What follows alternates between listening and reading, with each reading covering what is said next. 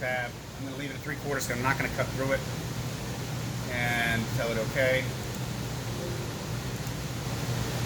And then I'm going to resize all of this and rotate it. So I don't care about getting it just right, so I'm just going to rotate it 90 degrees, and then I'm just going to scale it till it fits. So it's still all highlighted, and then there's a scale selected objects, and I'm just going to knock it down. I'll keep it linked X and Y the same, and I'll just knock it down to 75% of current size and apply, and then that looks close. So this tool pathing line will go away. That's because this is still turned on, and if I turn that off, it goes away. We'll jump back to the vectors, and then if I've got the highlighted stuff and I want to center that on my material, and that's awful close. I'm going to downsize it just a tad more to give it some margin.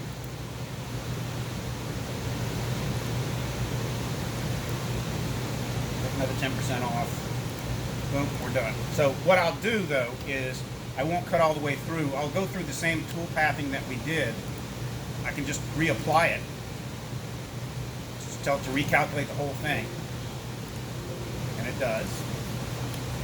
And if we look at this, we can preview.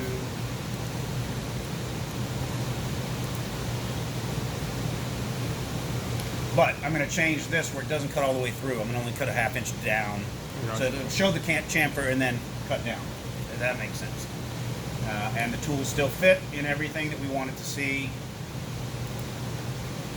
But I'm going to change the depth of cut here. Just 0.7. Okay, and that there's no need for 7 passes. That can be done in 3.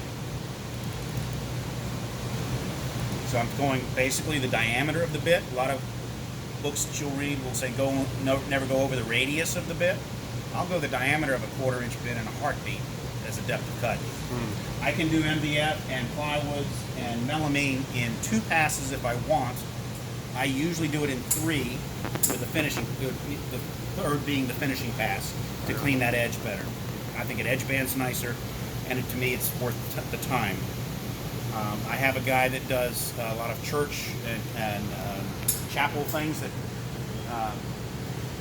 outstanding, beautiful work. He makes wall facades and makes it look like a stone wall and things like that. And he'll do it in 2 passes, all 3/4 inch, every day, 20 sheets a day. You know, he hammers it. So 3 passes is fine. And if I wanted to do that finishing pass, I'd kick this on, reverse the direction, and do a 0.1 or 0.2. I don't care in this case because we're not going to cut all the way through. Calculate, and so we want to go in and clean out the tool paths that we've already done because we don't want them in there. So I'll open up FileZilla. The way I do it, I go to the machine and delete them first. They're not on the machine. You know, I hit the right button and refresh it. They're not on the machine. That's what I care about. And I'll do the same thing here. I just don't want them there. I want what I produce right now to be what goes there. So we'll go back in and I'll take this first tool and save it. And that's the engraving tip. So I'll save that as 1. These other 2 I can combine. Save that. And that's tool 2.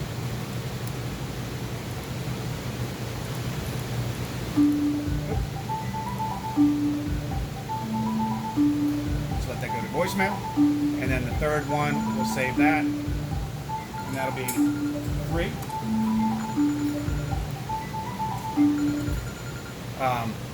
So I've got all my tools.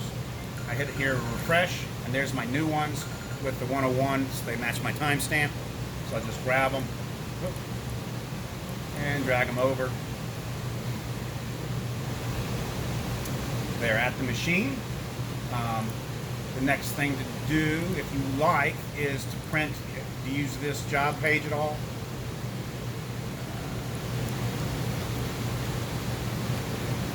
This, I didn't see where I put it. This is an HTML file. It's kind of cool. I'm going to go to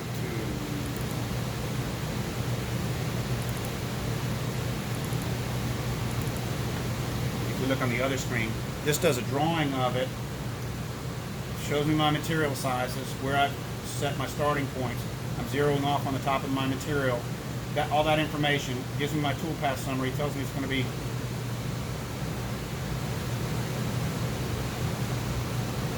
we don't want to do this. 3 hours. I've got to change a different tool, and I will. That's stupid. So the 90-degree chamfer is 2 minutes. The border cuts 3 minutes.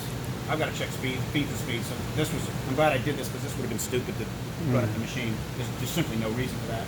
But it gives you all this information about it, and so as you're setting up and getting used to the Smartbench, keep these sheets in a notebook. And then you say, this was maple, it cut great, MDF, I could have gone faster, I sped it up on the console. Because you can, whatever we programmed this at, we programmed the border cutter in 100 inches per minute. At the machine, I can jack it up by hitting up and down on the percentages. So I can